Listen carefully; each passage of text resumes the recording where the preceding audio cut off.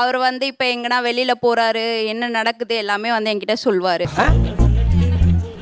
அதாவது அவர் உங்களோட ஷேர் பண்றத அவங்க கேட்க கூடாது. கேட்க கூடாது.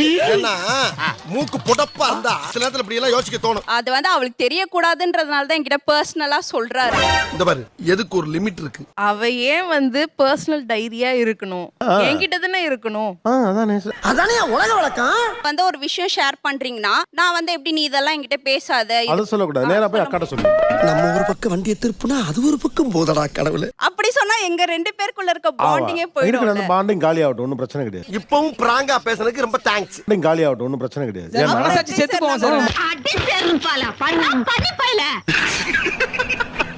இந்த தோழி மட்டும் ஒருவேளை உங்க தங்கச்சியா இல்லாம இருந்திருந்தா நீங்க என்ன பண்ணிருப்பீங்க? அண்டதான் நடக்கும்.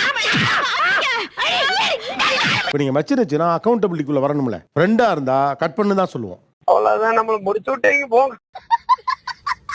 நான் உங்களை ஃப்ரெண்டா பார்க்கல, ஒரு மனசாட்சியா பார்க்கறேன். ரொம்ப சொரியறியடா.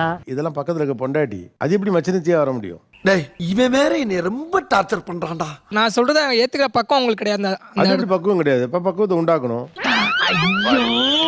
எனக்கு புரியலன்னா அதை புரிய வைக்க வேண்டியது உங்களுடைய கடமை. இதெல்லாம் பெருமையா?